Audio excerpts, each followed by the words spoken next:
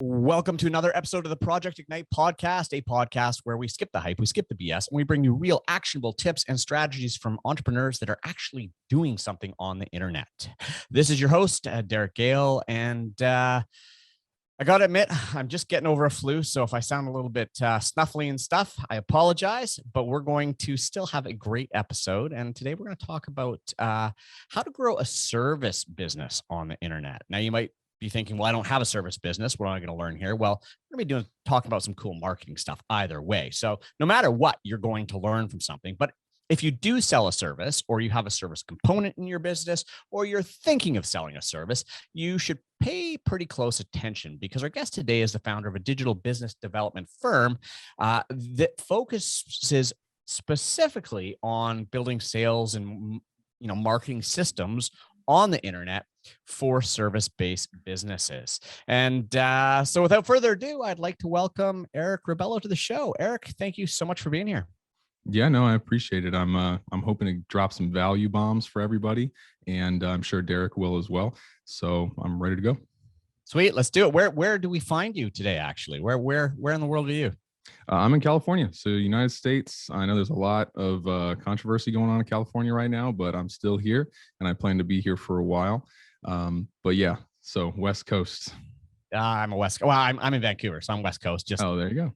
The cooler part of the West Coast. And when I say cooler, not cooler, I mean like weather cooler. I love California, man. You can't, like, honestly, California is just an amazing place in terms of like climate, in terms of just cool stuff to do. Oh yeah, 100%. It's a pretty awesome state. And when you say there's controversy, man, there's controversy everywhere now. That's true. We can't go anywhere without somebody being mad about something. Well, exactly, right? And so we just gotta kind of, let's move on and keep doing what we're doing. So before we jump into things, what would be amazing, and what I always like to do, is just to get a little bit more about you and your background, and how did you end up doing what you're doing with creating marketing for service businesses online? Yeah, so my journey kind of follows a similar path that a lot of people in their 20s have, where their parents expected them to go to college and get a degree and a job and, all that type of stuff. And I was actually on a pretty good path. Like, there was nothing wrong where I was actually going to get a degree in computer information systems or something like that. And then I decided to kind of switch over to the business major section, because I was like, I don't know if I'm that much of an engineering type that has like that background. Like, I could do it, but I don't know if I would enjoy it. So then I switched over to business. And then while I was doing that, I found myself not really paying attention in class and really learning online. So, online education and everything like that is proven to be much more useful for me than, just sitting in a classroom. And I learned some good stuff there. Like, one of, my teachers was for accounting, actually had a 7-figure business. So we listened to him, but pretty much everybody else that I was listening to, like in class with, the professors and stuff, I wasn't really listening. And it got so bad that I was in a history class one time, just because it was like general, credits or whatever. And I was on my laptop learning, I'm sure, something about marketing or ads or whatever. And then the teacher, and I was sitting in the back, so I was trying not to be a distraction, but the teacher was like, hey, can you, put your laptop away and, pay attention? It looks like you're not, really engaged. And I'm like, no. So, I basically told them, I'm like, I'm not bothering anybody, so just continue the class. And they were like, okay. So the teacher was probably mad, but it was just one of those things where I wasn't trying to be bothersome, but it is what it is. But after kind of realizing like what college was for me in particular, where it's like, I'm not going to be a doctor or a lawyer or anything like that. I would rather kind of go the business route, but I don't come from a business background. My family isn't necessarily entrepreneurial or anything. So I had to learn everything from the ground up, of literally down to the minute detail of what is a profit and loss statement. Like, I had no idea what any of that stuff was. So I was working at the time, and I had school going on, and I was a manager for a retail location, one of the telecommunications companies. And that kind of, I started gaining a little bit more commissions in that. So I was like, okay, I could probably drop out of school and kind of see, if I could like rise up in this company instead, because I could probably make a similar, salary within a couple of years. And then after that, I was like, you know what? Because I basically dropped out of school, and then I was at the job. And the thing with the job and my personality type is I'm very kind of type A. Like I have specific things that I want to do, and I try to bring good ideas to the table. But every time I would bring a good idea to the table, they would just shut it down because it's not part of protocol. And it wasn't even like a crazy thing that's like super out of the box and like super weird. It was just basic stuff of how I could run my store better, but they wouldn't allow it. So over time, I basically just left that place, mentally, and then eventually just physically left. And then I was kind of stuck on my own to be like, well, what do I do now? I don't have school, I don't have a job. And then I just started a business, and I started thinking about, what do I really like to do, or what have I always been passionate about? And since I was young, I've always been passionate about kind of like marketing media stuff. So I started working with a few clients, and I worked for them for free for about 9 months. And in that 9 months, which by the way, is usually longer than most people, like all the guru people on YouTube recommend, like, oh, work for free for like a month. I'm like, I did 9 months. And wow. I learned so much stuff in that 9 months that after the 9 months, I asked my current clients to basically pay me, and they said yes, because they were getting a lot of value. And it's kind of funny because I asked them at the end of the 9 months, like, can I, get paid now? And then they told me how much value I brought in, where they're like, yeah, we have tons of leads coming in from our website and ads and all that type of stuff. And I'm like, dang, I wish I would have known that earlier. No, could ask sooner. Maybe I wouldn't have been doing it for 9 months for free. But yeah, so that happened. And then there's just been a lot of evolutions in my business, from doing everything and anything down to kind of niching down a little bit more. And I realized that the 4 major components of like running a successful marketing campaign is basically traffic, converting the traffic, nurturing the leads, and then selling those inbound leads. That's pretty much it. And I was like, okay, so let me remove everything from my business except for those 4 things. And then, and then kind of niching down with service businesses is, there's so much e-commerce out there that's happening right now. And with Amazon taking out a lot of businesses that are e-com, I just decided that a better problem for me to solve would not to be taking on Jeff Bezos and trying to help the e-com system, but service businesses, because the majority, I think, of businesses are service businesses, and selling client services allows you to be a little bit more unique sometimes than e-com. And no disrespect to e-com companies, because there's a ton of them. I bought these glasses from an e-com company, but sure. It just allows you, to be more unique, because someone could technically go to your manufacturer and e-com and probably buy your products and kind of like, make something similar. But a service business is a little bit harder to copy straight up because it's people based, and like you can't, your team is your team and they're unique.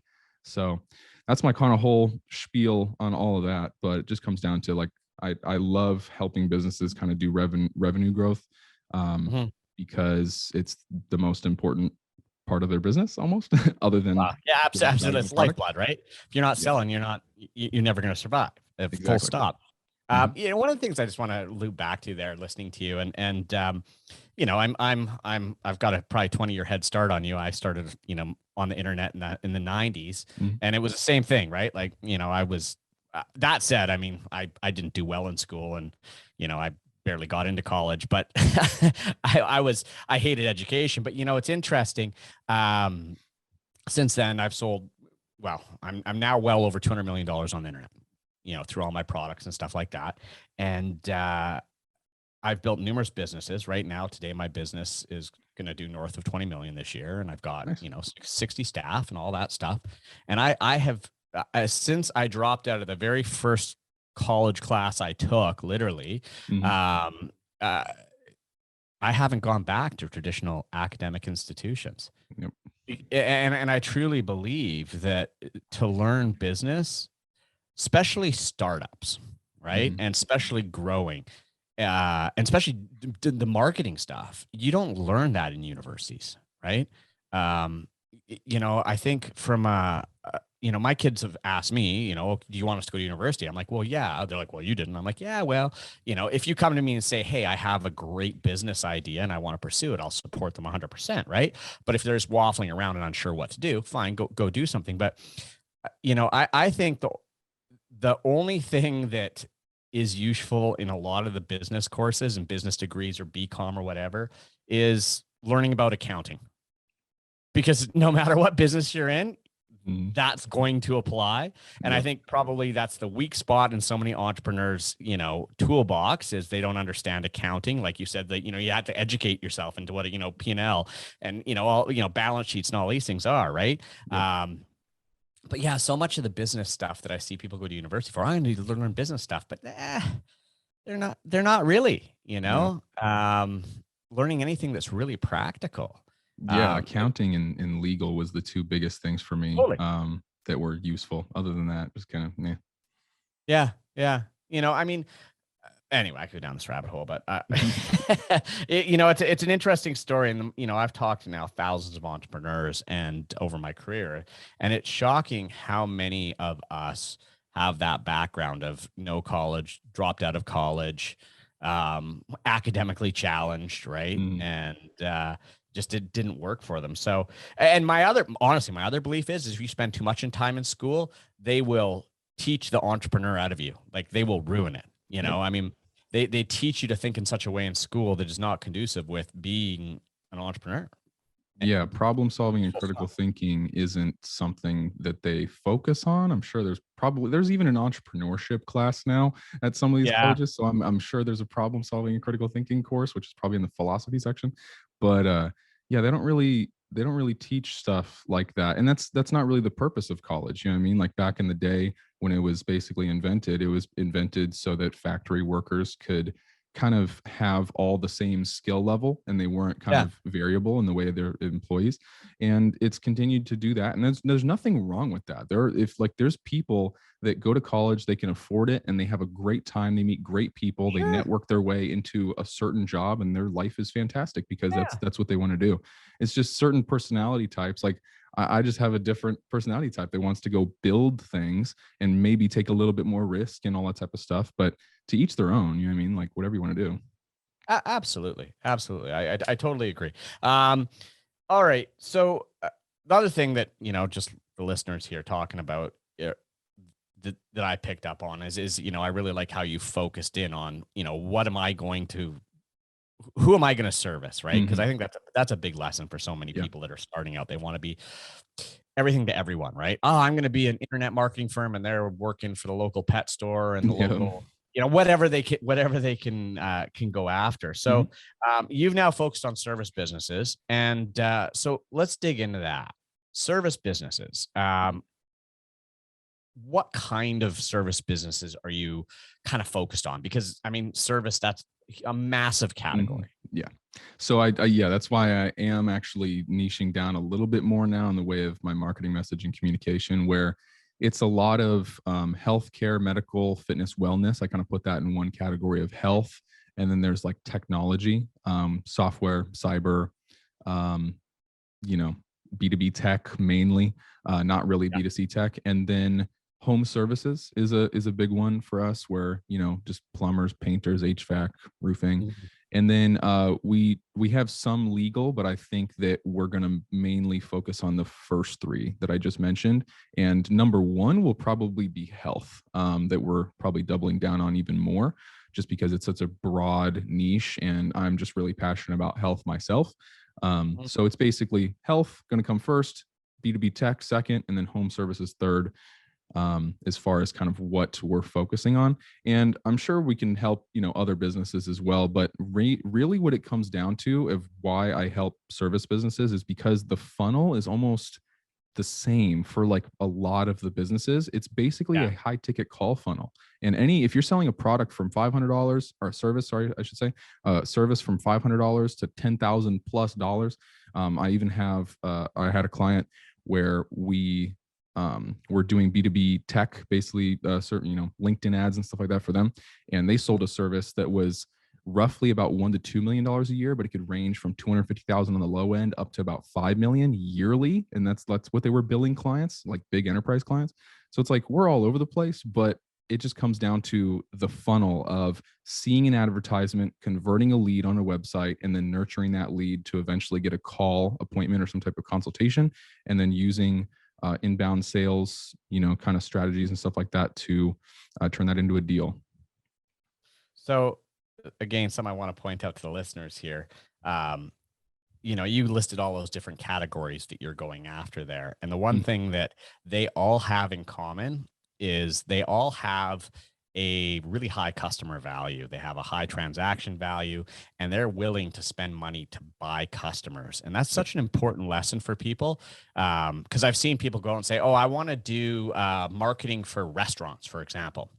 And the problem is a restaurant has such a low transaction value.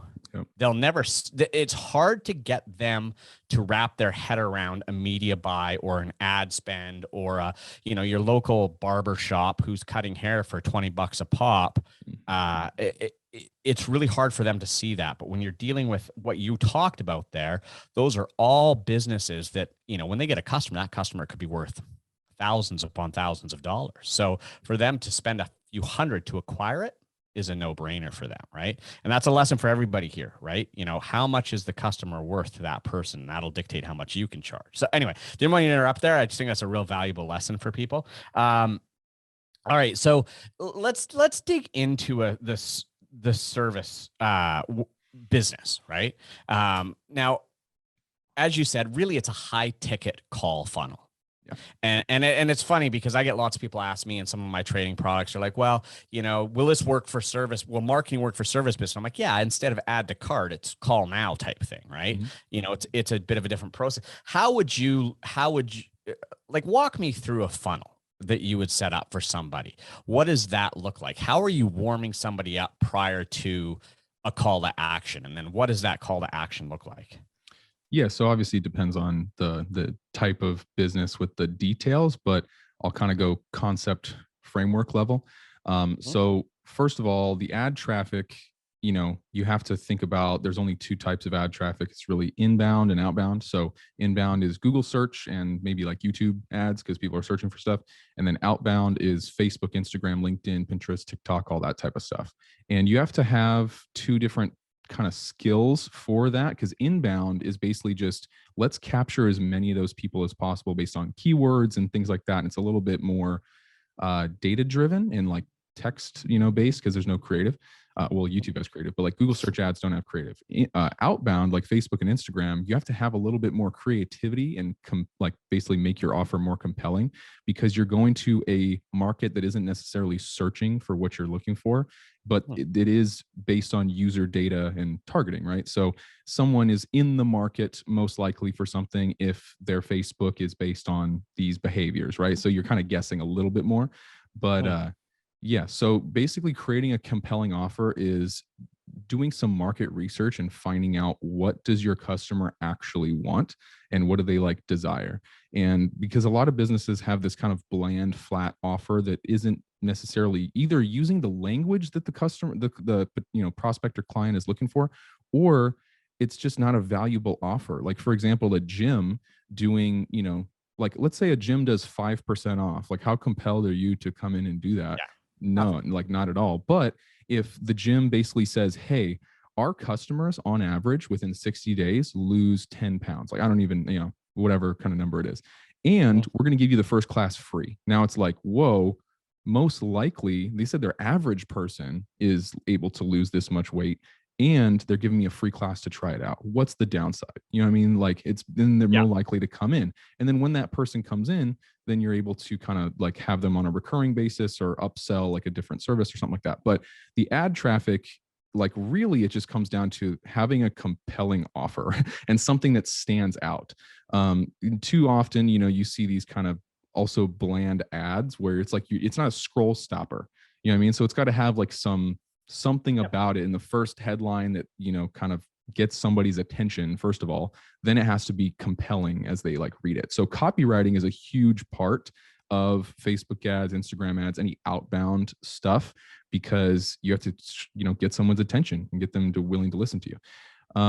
And then compliance is another thing for copywriting as well, is like, you have to make sure your copywriter is compliant with all the ad platforms, because if you use incorrect language, then Facebook will just ban your account. So there's that. The second thing is, when they go from the ad to the landing page or website, it has to be simple, clean, minimal, and very clear on like what it is. So like if you go from an ad and it has a certain marketing message, and then all of a sudden you get to the landing page and it like looks different, it's using different language, and like it's not cohesive, the person gets kind of confused. And when someone is uncertain, they'll just not do anything, right? So I see that happen a lot too, where they'll put an ad towards, a website, and then the website or landing page will just kind of be really messy, have a lot of stuff on it, and it's just like overwhelming. It needs to have one clear message, one clear call to action, really simple looking. And you don't need to have the fanciest landing page in the world, but again, it goes back to the compelling offers. If the text or the headline on that page is really good, you'll get a lot of people that are filling out, the form or whatever you're trying to do. I've seen some terrible looking landing pages convert like crazy, because what's happening is the marketing message is so strong, right? And I think it was one of the classic copywriters that basically said like 80% or basically 80% of your dollar that you're spending is on the headline, on basically whatever you're doing, right? And then they'll read the rest of the page, but most people care about reading the headline of whatever you're trying to do. Then when you get someone to fill that out, right, you text them, email them, follow up with them on the back end, and usually you want to have some type of automated system for that. And then in the text campaigns and email campaigns, they need to be short, to the point, and educational. The whole process should be kind of educational as well, because if you go straight for the sale, it doesn't really, nobody wants to be sold to like that. They want to learn about your service and then kind of come to their own conclusion to purchase it. But once, you send these emails and texts out of different information, like for example, if you're, this is kind of a weird example I just thought of, but if you're a dentist, right? Some people are afraid of going to the dentist. Like there's actually like a thing with that. So let's say that's kind of your target market. You know that there's people that are scared of going to the dentist, right? Whether it's kids or adults. You can send them educational content of how to be calm at the dentist. Like even something that simple shows that you understand your market enough to put in the effort to try and help them from beginning to end. And then once the person gets on the phone with you, then it's kind of like a different ball game, because sales 50 years ago was not sales now. So the inbound sales strategies that we recommend for our clients, and we kind of like teach them, is question-based or discovery-based. And once you ask all these different questions, then you can understand the problem at its core of really what the person wants, and then talk about that. If you're a chiropractor and someone's talking about, I have back pain, you're not going to, sell them on a weight loss thing. Like it just doesn't make sense. Like that's not their problem. So once you understand their problem, they're a lot easier to talk to about it. And then it just kind of comes to like objection handlers and all this type of stuff. But it's a whole process. It's really like dense. And that's why we try to help with every piece of the puzzle. But, I see a lot of business owners only try and do one piece of the puzzle, and it doesn't really work like that. You have to have the whole system kind of dialed in, or you're not going to get the best value for your money. So I hope that explained kind of for sure. And there's lots of I think interesting snippets in there as well. First of all, service-based businesses, these are typically people that are good at the service they're providing. They're not marketers. They don't understand that whole process and how it has to all be congruent every step of the way. And I think one of the things that I've seen happen many times, particularly with agencies that start working with service-based clients or call-in type clients, is they build the whole marketing, but then once that phone rings, it's passed off to the company, and the company, whoever's answering the phone, can make or break the campaigns, right? How do you handle that? Are you actually training the staff, giving them scripts as well? Yeah, so we have a video course that we're still in the process of fully kind of building, but we have the basics in there. And basically it just comes down to what questions can you ask on a call, what like type of discovery can you do, and then objection handlers. Pretty much it. And then maybe like some, call to action, like, kind of like at the actual close itself. But mainly it's just questions and objection handlers. And yeah, if you're having your, receptionist at your front desk take your calls, they have to be willing to, have some persuasion in there. And it's totally like obviously of integrity. Like you basically are just guiding the prospect to the deal. You know what I mean? So it's like you have to change your viewpoint on sales. Like I feel a lot of business owners have this kind of weird view of sales where they don't like it. And I totally get it because it has a bad connotation with like the used car salesman people and stuff, but that's not what we're doing. Like this is people that are coming to you looking for your service. They have a need and you're just helping them with that. So it's you got to change your viewpoint to helping the customer instead of selling the customer. You know what I mean? Because that's actually what you're doing. So. Yeah. And I mean, look, I think entrepreneurs, and business owners have to just make peace with sales, right? If you don't like sales, get over it, because selling is what keeps your business afloat, right? Like, I mean, there's nothing wrong with selling. If you believe in your product and your product can help somebody and make their life better in some way or another, then you're doing them a disservice if you're not trying to sell that to them. Sure. It's definitely a mental framing, and it just drives me crazy when people are like, I hate selling. I'm like, well, don't be in business then. But you know what's interesting about that? Sorry, not to interrupt, but the thing is these business owners are skilled at what they do, like you mentioned earlier, but they almost feel like I feel like they're trying to do too many things, right? Like it's okay to be a business owner that is really good at your service and not so good at sales, but now you need to find someone that's good at sales and marketing and stuff like that. So it's like, there's, like lawyers go to school for what, like 12 years or something like that to get good at law, not revenue growth. So either hire someone within your internal business or hopefully your business partner, if you have one, is good at those things that you're not good at. And, or, you hire an agency and like they can help you with that too. But still goes back to what you said, where they have to be comfortable with sales and stuff. But if that's not their strong suit, then just find someone that is their strength. For sure. Absolutely. So, okay. So the other thing I want to talk about here is traffic sources. So, and the reason I bring this up is, you talked about how you've got your inbound stuff, people that are searching and looking for you. And I would say for most service businesses, that's a no brainer, right? Like, if you're in a service business in a geographic area, serving a market with some kind of service, that's probably the number. You need to be in Google. You need to be in those places, Yelps or wherever they're looking for those specific services. And you need to do everything to make sure you're well represented there, optimized there, et cetera, et cetera. That's a no-brainer. The one I struggle with for a lot of service businesses, though, is social. And the reason why is because let's take Facebook, for example, right? And I'm going to use a perfect example. Friend of mine, he hit me up literally the other day. He's got a physiotherapy clinic here in Vancouver, a very successful physiotherapist. And, I've guided him and, coached him along the way on, how to get all his Google stuff set up. He's a friend of mine. And, he's like, hey, I got this message from somebody. They want to do all my social content for me and they're going to charge me this much and blah, blah, blah, blah, blah. I mean, my response to him was, look, dude, people don't go to Facebook to find their physiotherapist. Like they just don't. That's not where we go and think about physiotherapy, right? And the other side of it, organic content has no reach anyway, and people don't typically follow, hang out, like, and engage with their physiotherapist on Facebook. It's just not a thing. So that leaves us with ads. And ads make sense if you have a really compelling, general enough offer. For example, you gave the offer of, if I was opening a gym locally here and I could say, lose 30 pounds in 30 days, first class free, blah, blah, blah, totally would do that. Right. But what other kind of offers would that, and I would pay for that and push that out. I think that could do okay. Right. But for something like a physiotherapist where it's an on-demand thing. Ow, this hurts. I need a physio. Right. I need a dentist. I need somebody to clean my gutters. Right. Do you find social has much impact on that stuff? Is there a profitable ROI on that? Because I don't see it.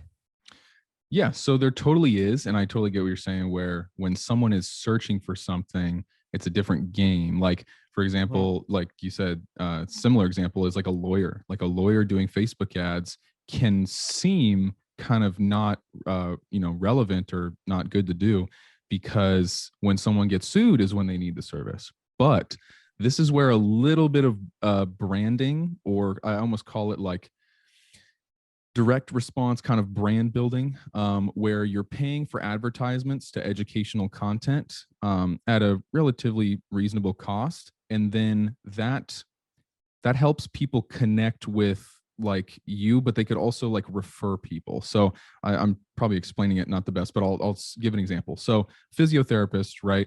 They need their target market needs the service at a specific time, and it might not be right now if they're scrolling through Facebook. But if you do an educational video views type campaign, those end up being really inexpensive. Like you can get video views for a lot, right? So then remarketing is where, or retargeting is where this whole strategy is like comes into play and is 100% necessary. So if you're a physiotherapist, you're putting video views campaigns out there and you're getting literally tens of thousands of views in this local area that you're working, right? Yeah. But let's say that, very small amount of those people are actually going to use your service. Well, you do remarketing or retargeting campaigns to see who watches 75 to 90% of your videos. Those people are probably pretty qualified, because why would they be watching the video if they're not in the market or know someone that's in the market? So when you do this remarketing, you then do follow-up advertisements that can be a little bit more direct. So if you put educational content out there, it's kind of broad and you're not really selling anything, but the people that are viewing that, you hit them with another ad later down the sequence that basically has a little bit more of a straightforward offer of like, hey, if you need a physiotherapist, here's the compelling offer I have, right? The remarketing campaigns basically on the back end is where you're going to get all of your leads from, not on the front end. So the gym, you're going to have your leads on the front end, kind of, because you just have that offer and it's pretty cool. The physiotherapy thing or legal or whatever else it is that they're not, or that they're searching for, the market is searching for in the moment like that, or when they have a problem, I should say. Remarketing is where that comes in. So I kind of explain that. No, that totally makes sense. And I'm gonna break this down for the listeners, because it does make sense. And I've used similar campaigns before.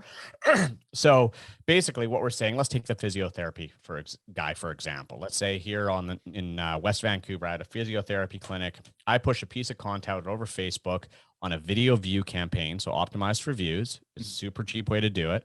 And that video is an educational piece. Let's call it 10 minutes. And in that 10 minutes, I demonstrate 3 simple exercises to alleviate lower back pain. Right. And so for everybody listening, so that's what I do. I push that out there. And then Facebook, I can set my campaign up so that I set up a retargeting campaign that says, okay, anybody that watched, say, 7 minutes or more of that 10-minute video, I want to retarget them with a specific offer. Yep. So you take this very cheap campaign, and this is sort of like a fishing net. We cast out there and we see who's interested by who watched it the longest. And we know if they're watching a back pain video for 7 minutes or more, they probably have back pain. And now we then follow up with a retargeting offer, which is a little bit more expensive, but it's going to be more direct. So, it's such low volume, your CPMs are going to be nothing anyway. So now you're getting an ad to somebody that is interested in lower back pain because they actually watched the video for 7+ minutes, right? So that that's I just want everybody to really listen to that, because that's a really smart strategy that you can apply in just about any market where it's really tough to filter down the market and figure out who's interested in something.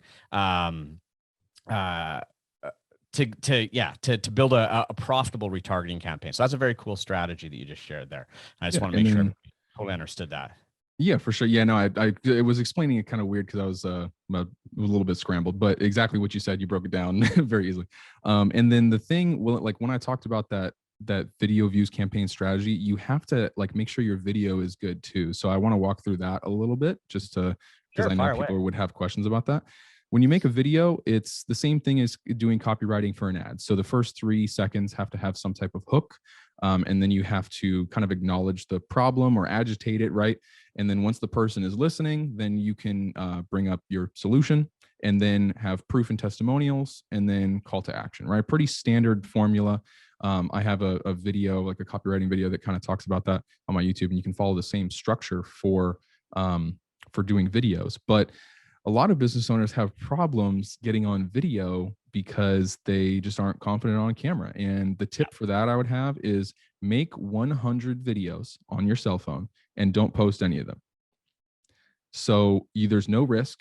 No one's going to laugh at you. You're not going to be embarrassed or anything like that. You're just going to make a bunch of videos. And then after the 100th video, which, you could do that literally in like a weekend. It's just because most ads that you would do on your phone anyway are going to be like 2 to 3 minutes. So it's not going to be anything crazy. You could do that in a weekend. And after that 100th video, I feel like you're going to be a little bit more confident about talking about your service, on camera and doing these ads. And just think about, like, when you're making the video, people are humans are inherently selfish, right? So they want to know what they're going to get out of it. So the hook has to basically compel them to watch the rest of the video, and you're selling consumption. Once that happens, then we go into the whole retargeting strategy that we just mentioned. But yeah, so I guess spend some time on making videos if you're a business owner that hasn't done it before, or maybe find someone in your office that is comfortable on camera. Again, business partner. If it's not your strength, try and do it at first. But if you really can't get the hang of it for whatever reason, you're very introverted, have an extrovert do it. But yeah, so that's kind of my. But you're a lot nicer than me, because every time someone says, "Oh, I don't like seeing myself on video," I'm like, "Get over it. Nobody does, right? Like, move on." I've never met somebody who's like, "Oh, I love seeing myself on video." First time you see yourself talking on video, you're like, "Oh God, is that what I look and sound like?" I think everybody has that first visceral reaction. But there's also tons of places you can hire people now, right? Like, I mean, it's so easy to get spokespeople and stuff like that. There's no reason you shouldn't. So, and so just to reiterate, I just want to go back to that video framework. You broke it down one more time for me. What was the sequence you went through there? Because I thought it was really good. So it's basically hook. So in the first 3 seconds, because they've kind of done tests on this, and you have about 3 seconds because we're in such a short attention span world that you have to do that. And then after that, you mention the problem or kind of agitate whatever their issue is that you're trying to target for. And then after that, you just talk about your solution. But when you talk about your solution, talk about the results and outcomes, not like a feature, because people don't care about the feature on whatever you're trying to do necessarily until like kind of after the sale, and they're kind of thinking back to it and all that type of stuff. They care about what result they're trying to get from your service. So talk about that. Then testimonials, reviews, kind of proof, right, of like what you have to offer is good. And then after that, the strong, compelling call to action. And that's pretty much it for videos. And then, yeah, roughly about 2 to 3 minutes is usually good. And you can fit all that into about a 2-3 minute video. And you need to be really quick. You know what I mean? So whenever you do your edits for your videos, make sure, again, they're as short as possible. It doesn't even have to be 2 or 3 minutes if that's not how long it takes to do all those things. If you have a pretty simple, service or offer. But that's kind of my framework for making videos usually. Good. So, social networks, which ones do you guys get the most success with? Good question. So Facebook and Instagram, obviously. YouTube is pretty good. YouTube's a little bit of a weird beast, but like, can work really well because, Google searches, and then all of a sudden you get YouTube ads and stuff. LinkedIn has been a really good one as well. And a lot of people kind of complain that LinkedIn has a huge price floor where it's really expensive and stuff. And I'm like, do you not like the thing about LinkedIn? I'm like, these people are super qualified. This is a B2B business network, and the people looking at your LinkedIn ads are usually high net worth individuals in the companies, like when I mentioned that B2B technology company we were working with, they're targeting like Fortune 1 or probably Fortune 500 companies, you know what I mean? And we were getting views from like chief purchasing officers of big companies, right, on LinkedIn. And people don't think that people are doing that. And I can get the argument that, some CEO of a Fortune 500 company isn't on, or not a CEO, but like just people in like, the C-level executives aren't on LinkedIn all day. And that's totally true. They're not on LinkedIn all day, but they are sometimes, you know what I mean? And all it takes is one employee, one key person in a company to see your ad and then kind of be like, wait a minute, I could tell my boss about this and maybe I'll get some credit for it, for finding this cool thing. So there's a whole kind of dynamic with LinkedIn ads. But Google ads have been huge. Facebook, Instagram together have been pretty good. And then YouTube under that. And well, YouTube and LinkedIn, I think, are tied for kind of like results or like success, but still Facebook, Instagram, Google, it's not dead. A lot of people are like, Facebook ads are dead. And it's like, no, your No, marketing it's message just isn't not. good enough. You Yeah, know? yeah. No, I mean the platform's evolving and changing, and if you don't evolve and change, you might assume it's dead. Yeah. But it's not. Well, look, before we wrap up, and this has been an awesome conversation and lots of great nuggets for my audience here, lots of value. That's amazing. That said, if people want to learn more from you, I know you have a podcast. You talked about your YouTube channel. Where can people connect with you? Yeah, so it's just Eric Rebelo on pretty much everything. And then like website, YouTube, all that type of stuff. On my YouTube, I just have some like educational videos on marketing and stuff. And I'm going to start adding a lot more to that. And just kind of giving away some basic stuff that hopefully people can use to grow their business. And then eventually, talk to me about stuff if they want to do anything. But mainly it's just to help. And I like making videos anyway. It's kind of like a passion project of mine. So it's just fun. But Nice. yeah, they can find me on there. Good. Awesome. Well, Eric, thank you so much for being here today. I appreciate you having me on.